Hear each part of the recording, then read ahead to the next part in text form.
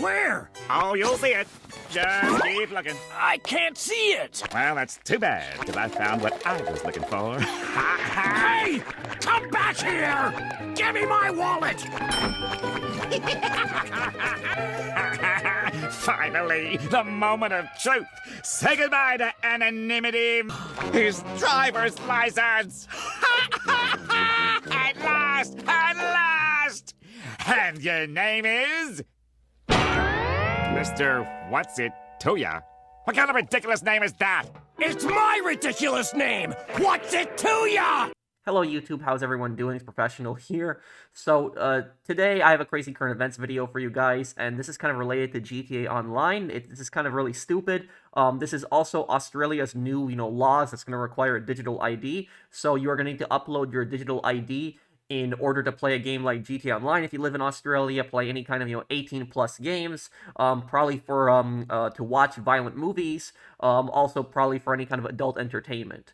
Now, about this story, a lot of you guys came to me with this story, so I wasn't really that familiar with the story. A lot of my Australian viewers, I've seen you guys in the last few videos, comments, and live streams. You guys have been asking me to please, cover this and talk about this, and I'm going to explain this, and I'm also going to talk about why I think this is stupid, and not only I'm going to say why this is stupid, but also why this is going to actually backfire, and why this is actually going to cause a lot of problems. But anyways, I'll link this article down below. I also got a video, and also I will tell you guys how these statistics are manipulated, how governments and medias manipulate these statistics in order to basically trick the population into believing a certain way, but I'll explain that a little bit later on. But anyways, from next week, this from PC Gamer, from next week, Australia will require users to verify their age to play GTA Online and other R18+ online games. The age assurance future is coming for games. Kind of funny how they got Lester here. With all this computer stuff. Australians attempting to access online games with an R18+ classification will soon need to prove their age, and if publishers don't comply, they could face fines of nearly $50 million. That's 50 million Australian dollars. The change applies to online games only. In other words, single-player offline games with an R18+ rating, like Doom Eternal, don't need to worry, but it will affect GTA Online. Okay, so this is going to be for online games primarily. Now, as far as I know, because I did look this up, but correct me if I'm wrong on this, anybody in the comments, is this apparently it's going to apparently be the private companies that are going to be collecting the digital ID. That's who they are going to be, that's who is going to be doing this. Not the government, it's going to be primarily the companies. So in this case, it will be Rockstar and Take-Two Interactive that will be collecting your digital ID, and if they see, oh, you're underage, they're not going to let you play. And so you'll be locked out of GTA Online. But if you're over the age and you submit that digital ID, you will be able to play. Now, the reason that the Australian government is doing this is because they are trying to shift the burden of this onto the private companies. Because if the Australian government were the ones that would have to collect all this data, the Australian government would have to expand. They would have to, grow even bigger, probably create an entire agency just to oversee this, and it would probably need to raise taxes. And so that's the primary reason why the Australian government is shifting this onto the private companies, so that they don't have to deal with it. But they're, going to fine them nearly $50 million if they don't comply. Now, about this is very dangerous, and the reason this is very dangerous is because, think about it this way. Rockstar Games has gotten hacked before. Think about that. So what happens if they get hacked again? But this time, the hackers now have access to, hundreds of thousands, possibly millions, depending on how many, people in Australia are playing GTA Online, but possibly hundreds of thousands of digital IDs with, your first name, your last name, your, probably your address on there as well, and they could basically use that to impersonate people and steal people's identities. So imagine that now. So now, because these private companies have all this information, they get hacked. There's been data breaches in so many companies. Now your data is now possibly exposed to this, and it's because of this stupid government bureaucracy and this stupid, idiots in government who think that this is a good idea, and they think that they need to police the internet.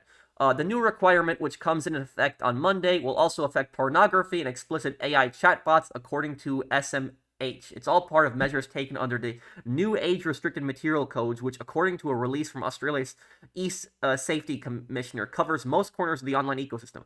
According to the same release, a breach of direction to comply with a code can result in penalties of up to 49.5 million Australian dollars per breach. After its teen social media ban, Australia is swooping on Roblox following ongoing concerns about online child grooming. Discord is rolling out facial scanning and ID checks globally in March for users who don't want to be locked into a teen appropriate. I don't know why Discord is doing that, because as far as I know for Discord is not being forced to do that outside of Australia, is that they are just doing that on their own, which I don't even know why they would do that, because you're going to lose thousands of users by doing something like that. Age verification checks are now enforced in the UK because of the Online Safety Act, but with the Discord fallout, it seems like one bad... Oh, yeah, it just links to a Discord article. But yeah, so this has already been happening in the UK. It's a problem there. Age assurance technology takes a lot of forms. In Australia, where a social media ban has been imposed for children under 16, YouTube requires credit card details or a copy of a valid government ID to determine age. Oh my god. So now, look at that. Requires credit card details. That's what YouTube requires to determine age. And again, imagine if that gets hacked. Now the hackers, not only do they have, your identity, but they also have, potentially your money. They can steal it. Instagram uses facial age estimation technology based on video footage uploaded by a user, as does TikTok, and both also accept government ID. Overall, the method has to be much stronger than the simple self-declaration box we're all used to plugging a random DOB into. Last year, images leaked of new age verification prompts in GT Online, although these are yet to be implemented. Okay, Australia is at the forefront of this not-so-brave age verification future, and while few would argue that under 18s should have access to explicit adult material, there's certainly room to question it on the level of privacy and information security. Surrendering even more private information to third-party age verification companies doesn't sit well with everyone. Take Roblox, for example, which Australia is keeping a close eye on at the moment. It uses Persona, an online identity verification company whose lead investor is a venture fund co-founded by Peter Thiel, also a co-founder of ICE, friendly Palantir. Last month, it emerged that Discord was testing the software, but after much outrage, it severed its ties. Earlier this week, scientists warned of the risks posed by poorly conceived age verification systems. I've reached out to eSafety to learn more about its consultation with major publishers, including Rockstar, who's also reached out for comment. eSafety Commissioner Julie Inman Grant said to SMH that platformers need to have accurate, robust, fair, and reliable age assurance methods. We don't allow children to walk into bars or bottle shops, adult stores, or casinos. When it comes to online spaces where they are spending a lot of their time, there are no such safeguards, she said. Oh my god. Okay, look. Trying to compare kids walking into a bar and drinking alcohol to playing violent video games? I mean, like, what kind of eSafety Commissioner Julie Inman Grant? Sounds like Julie's an idiot. She is actually comparing kids drinking in a bar to playing online video games. Like, she's literally equating it, that both of them. That is just one of the stupidest comparisons that I could think of. Literally thinking that, like, a child playing an M-rated game, like playing GT Online, is like the same thing as like a child drinking alcohol in a bar. My god, the stupidity. In a separate media release, it specified that any age assurance measures must comply with Australia privacy laws and are managed solely by the service being used, not the Australian government. Okay, so, look, about this crap here, guys, is, I don't understand about this why these stupid parents, because it's basically, how this works is it's a combination of stupid parents and also politicians that are looking to try to get elected. So politicians that are looking to try to get elected, they will tell the parents, oh, it's, I will prevent your kids from accessing this, dangerous, online gaming that's, rated 18 and older, vote for me. So basically, this stuff crap, and this has also happened in America. In America, they've talked about, violent video games for, this is going on more than 20 years. But in America, largely for the most part, we really haven't had regulation regarding that. We have had it where, in order to buy a violent game, you need to, show your ID at a store. That is generally the rule in America. But the thing about that is that, it's not we don't have anything like that when it comes to playing GT Online. That stuff does not exist. And so this is basically the same concept, where parents, stupid, incompetent parents, that are basically pushing the government to do something when it's actually their responsibility. And then you also have, idiot politicians that are trying to get elected that are going to, campaign on issues like this. They'll campaign on nonsense issues like this because they don't have anything else planned. And my perspective on this is, I don't support kids, going on, a lot of these 18 plus websites and such like that. But my position is that it's not the government's responsibility to police that. It's not the government's job. That's the way I see it personally. You know whose job it is? It is the parents' job. If you don't want your kids going on these websites, if you don't want your kids playing these violent games, then restrict their access to the internet. That's it. Take away their phone. Don't let them play these online games, stuff like that. But why are you doing crap like this? It's the parents that are responsible for this. I don't know why people are just so incompetent with this. It is like, are these parents just so stupid and just so incompetent that they cannot see what their kids are doing, that they cannot see that their kids are accessing stuff like this? So that's my perspective on this whole issue, is that it is the job of the parents. The parents. Leave the government out of this. Government stop getting involved in everyone else's, personal, business. It should be the parents that should be responsible for this and keeping their kids off of, all this 18 plus stuff on the internet. Parents' job. Now look, here's the thing I'll say about this. When I was a kid, when I was 12, 13 years old, I played GTA games. I played these games. I played Vice City, GTA 3, San Andreas. When I was a kid, I played GTA 4 in 2008 when it first came out. I remember my mom bought GTA 4 for me. Now how old was I in 2008? I was about 13 when GTA 4 came out. So that's how old I was when GTA 4 came out. Now, about this is, my mom, when my dad didn't really understand video games that much, but my mom, she did understand video games a bit more, and she knew that GTA was like a crime game. She knew that GTA, you play as a gangster.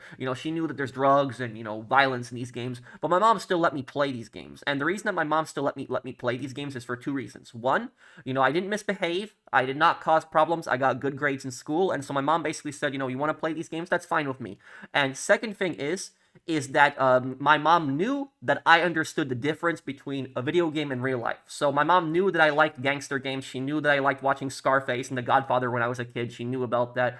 And so my mom was fine with me playing these violent games because she knew that, I behave, I don't cause problems, I get good grades in school. So, she wanted to, get me something. And two, because she knows that I know this is just a video game and I'm not going to, think that this is real life and, do something dangerous or something like that. And that's the way I think that parents should do things like that. If you don't want your kids playing violent video games, okay. I don't think there's anything wrong necessarily with like teenagers playing GTA games because, most of us, face it, most people watching this, if you're an adult and you were a teenager, you probably did play these online games. So I played these online games when I would, these violent games. I even played some online games, when I was a kid that were violent games also. But I never, thought that this was real life or anything like that. I understood this was just a game, and that's about it. So that's my view on it. Is if the parents don't want their kids to play these games, go on these websites and such, then control what your kids are doing on the internet. It's your household. Don't let them go on this stuff. But requiring the government to now force every single person to upload a digital ID. That is just absolute stupidity. And this is not just going to affect kids, but it's now going to affect adults, because adults, when they're going to want to play these online games, are now going to need to upload their digital ID. And like I said, is because some companies also require credit cards to be uploaded, this could lead to your identity being stolen, and it could also lead to, on top of that, your credit card information being stolen. And I want to show you guys this video here. The Safety Commission says Australian children will be better protected from explicit online content under a landmark crackdown. Users will be unable to access porn, R-rated video games and explicit chatbots unless they prove their age. Justine Conway with the details. Daniel Principe travels the country speaking to children and teenagers about the dangers online. They're encountering sexually explicit content, violent videos, gambling. All this is coming at them because, of course, these industries are trying to groom their next customers. 3 months since. Okay, listen, about this right now, this guy here. Look, now, about this crap. Is this guy saying that he's going around, talking to kids about this stuff and warning them? And that's not necessarily a bad thing. But the thing is, if I was interviewing this guy, do you know what I would ask him? I would ask him, why are you not also talking to the parents? Maybe he is, maybe he isn't, I don't know. But he's saying he's primarily talking to kids. Why are you not talking to the parents and telling the parents they should keep their kids off of this stuff? That's it. Because he is basically just saying, the media reports making seem, government has to take care of this. Government has to, get involved in all of this stuff. And it's going to get to the point where, like, these people are going to support government, like, being in your house, actually. Like, they're going to support a government agent. I know that might sound ridiculous, but I'm just making a joke about how this whole thing is that, the government is going to require everything. Government is going to require you to hold your hand while you cross the street in the future at this point. Trying to groom their next customers. 3 months since the launch of Australia's social media ban, authorities are enforcing similar age verification rules on explicit content. I think kids are probably more advanced than we are with technology, and if they want to get onto something, they will. The businesses behind search engines, social media platforms, pornography websites, app stores, gaming providers and generative AI systems, including chatbots, will need to prove they're taking steps to verify the user's age. The new code, the result of an industry-led overhaul. I'm not yet convinced that the industries themselves that want to put the well-being, safety and rights of children ahead of their profits. According to eSafe, it is the responsibility of the parents. Yes, most companies are greedy. I agree with him on that. Most companies are greedy. They care primarily about money. You know, they don't really care about their customers. That one thing I will agree with him on that. But it is the parents' responsibility, not government. Safety research, 1 in 3 Australian children aged 10 to 17 has seen sexual images or videos online, while more than 70% have seen or heard violent content or self-harm related material, portraying suicide and disordered eating. Okay, let me show this here. This right here, this on the screen here. Now look, I'm not an expert on Australia. It's not my country. You know, I'm an American, but I can tell you one thing here. This right here, looking at this right now, this, to me, this statistic that seems extremely manipulated. Very, very manipulated is what this statistic seems like to me. Now look, here's the thing is, statistics can be heavily manipulated. They can. In order to push a specific message. They can always, to push a specific agenda, statistics can be manipulated.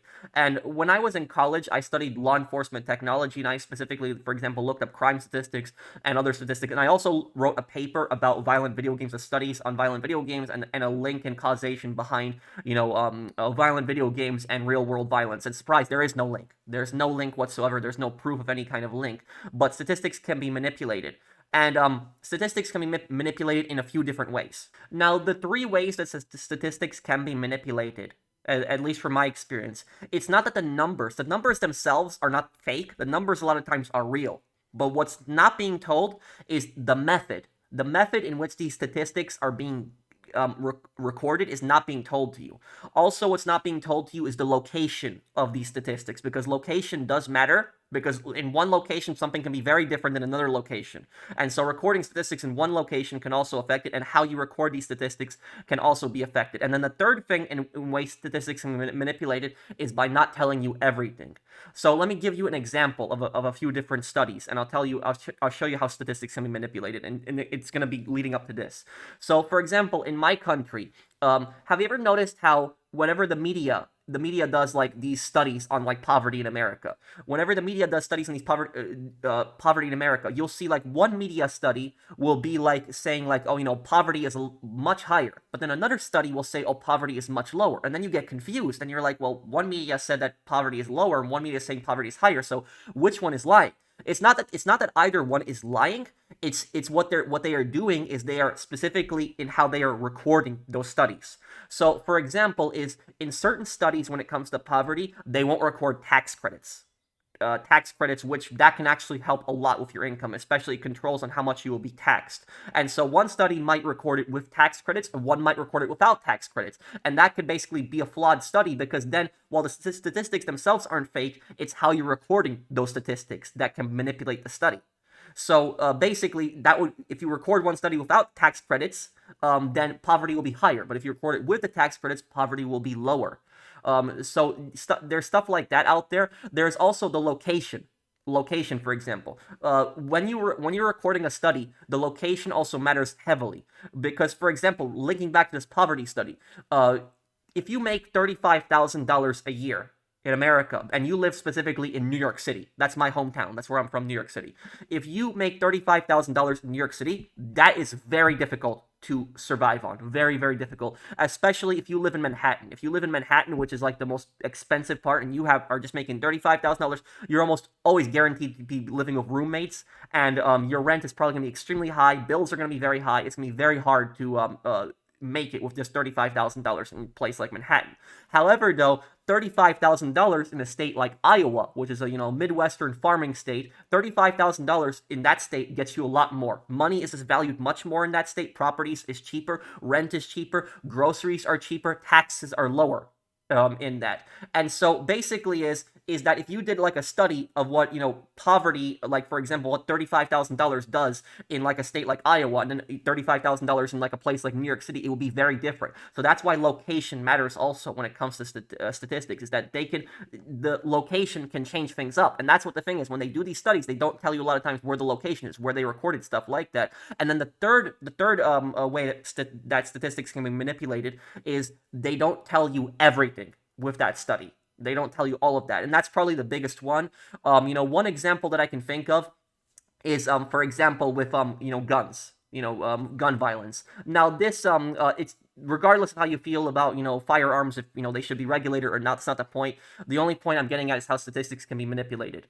So basically, for example, like a lot of media companies, they will say that, oh, there is 40,000 gun deaths in America every single year. But what they won't tell you is they won't tell you that 60% of those 40,000 gun deaths are suicides. And I think that when you are reporting on gun deaths, that is very important to put something like that. They won't tell you the amount that are accidents. They won't tell you the amount that are also self-defense shootings. They will just say, oh, it's 40,000 gun deaths, and then they won't break it down. And I think that's very important, because whenever the media shows that chart, it makes it seem like it's 40,000 murders. This is 40,000 direct murders, when there's a lot of different things that happen. More than half are suicides. You have self-defense shootings, you have accidents, stuff like that. But the way they frame it, by not telling you everything, they are making it seem like it's all of them are murders. And now that I've explained how statistics can be manipulated to show a specific agenda, now going back to this chart, this 70% thing, I guarantee you this is the exact same way. This is heavily manipulated.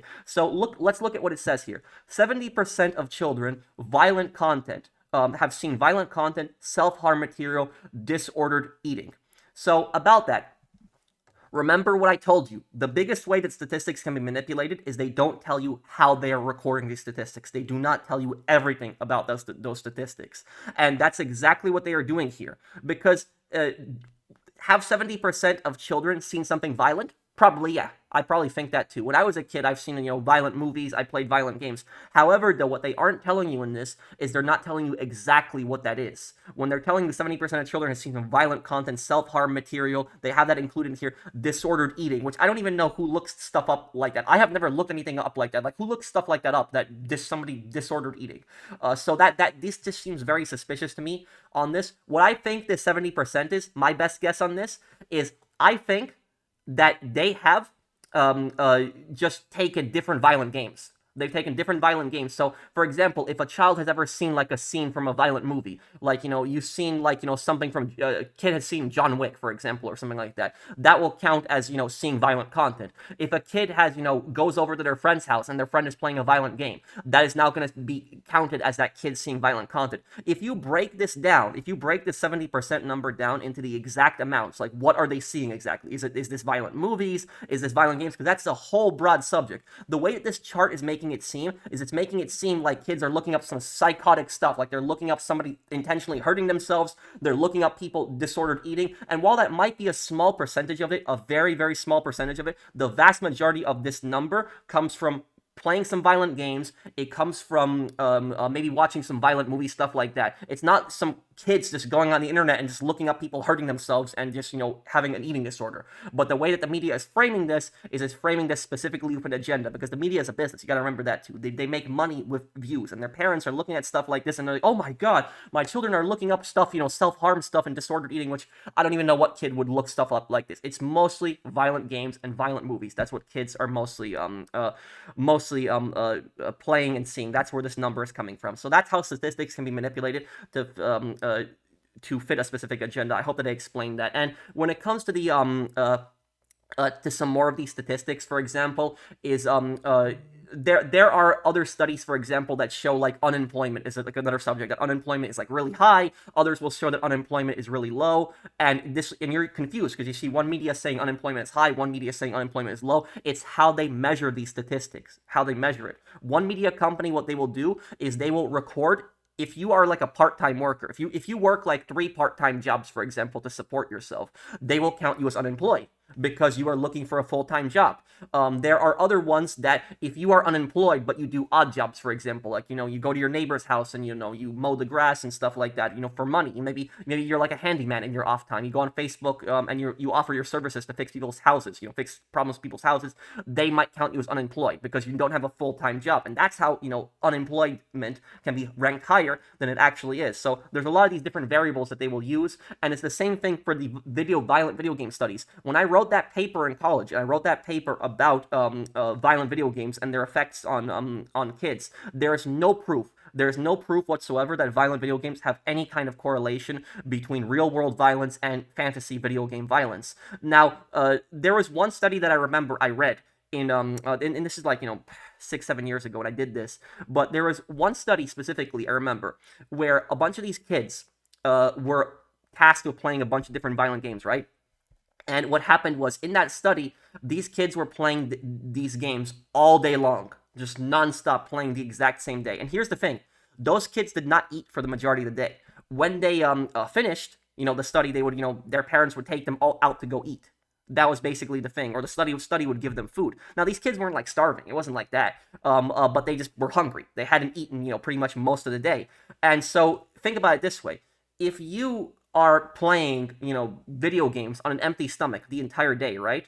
You're going to get more irritated. You're going to get more annoyed. Not necessarily because of the video game, but you're going to get annoyed because you're hungry. When we're hungry, we get annoyed. We get irritated. Our bodies get irritated, and so does our personality. Our minds get irritated when we get hungry. And so that's how they basically took that study and tried to use it to basically say, oh, video games are causing aggression. And then those kids, a lot of them were irritated after that study, and they said, oh, the video games are causing those kids to be irritated and stuff like that. And it also really depends on the game that the kids are playing, because these studies never say what games the kids are playing. They only say, oh, it's the kids are getting irritated or they're showing aggression. Like, you know, for example, a kid playing Manhunt, like a game like Manhunt, which is one of the most violent games out there, like comparing that to like a Halo is very different. Like Halo and Manhunt are both violent games, but they're just so different. Like Manhunt is just so much more brutal. So the question is, you know, what games are these kids playing? How are these studies being made? Because like I said, statistics can be manipulated to fit a specific agenda. That is how statistics are manipulated. That's how they are done. And lastly, I'll say here is, you know, when kids do get annoyed by video games, a lot of times when they're playing video games, they're not necessarily annoyed by the video game itself, but they're annoyed by the people that they play with. That's it. So, like in my case, for example, I love GTA Online. GTA Online is, you know, my favorite online game. But when I get annoyed at GTA Online, I never really get annoyed at the game, but I get annoyed at the toxic players, like the griefers, like, you know, the people that just harass you on the game. Those people. And so if you have like a kid playing a game like Fallout, for example, which Fallout I'm a big fan of, you know, you play a single player game like Fallout 4, for example, you're not really gonna have you know, them getting irritated, them getting angry, them getting annoyed and stuff like that. But you have like a kid play a game like Call of Duty all day long, and you're encountering all these crazy sweats and tryhards and people talking trash. Yeah, you're gonna get annoyed. You're gonna get pissed off playing with some of these people. And it's I don't think that that's even the game causing them to be aggressive or violent. Just annoyance. When you deal with toxic people, you're gonna get annoyed. So that's just basically it. So that's basically the backstory. Let's just finish up this video here. Eating. Ultimately, it will be up to the business to decide how it verifies the age of the user. The code stipulates it must be effective, accurate and privacy preserving. Platforms in breach will face fines of up to $49.5 million per breach. We need to reaffirm the safety of children. The restrictions come into effect on Monday. Justine Conway, 9 News. Why did this story not blame the parents at all? Why is there no blame being put on these parents? That's what's so annoying me about this crap so much, is that they're acting like the parents are not to blame for this. If you don't want your kids going on this site, control them. Why are you making the government ruin everybody else's life by this? Like I said, these parents are so incompetent. They're going to want the government to hold your hand at that point to cross the street in the future. That's how incompetent a lot of these parents are. So it's not, I don't think that it's on the government. I think it's on the parents to take action. But thank you guys for watching. I hope that you guys enjoyed this video. Just remember what I said about statistics, is that statistics can always be manipulated to fit a certain agenda. They won't, you know, they'll tell you the location. They won't tell you the location, which location can matter depending on a lot of studies. They won't tell you, for example, everything. They won't tell you how the study is done. If they told you how the study is done, then then that could greatly affect it, because different people will do studies in different ways to get the same, they will try to measure the same data, but by measuring it in different ways, they can get different results and stuff like that. And they won't tell you necessarily everything with these studies. So just keep that in mind, is that studies can always be manipulated specifically in how they are recorded and what they are telling you about them. It's not that the numbers are fake, but it's how they are being recorded and what they are telling you and what they aren't telling you. And studies have shown that video games cause aggression in kids, those studies have been are much more likely to be reported by the media than studies that show that there aren't, because again, the media is a business. The media is trying to make money. That's ultimately what they are, and so that's why you got to take a lot of this stuff with a grain of salt. Well, thank you guys for watching. I hope that you guys enjoyed this video. If you did, drop a like. Let me know what you think down below. See you in the next one. Take care, everyone. Have a wonderful day.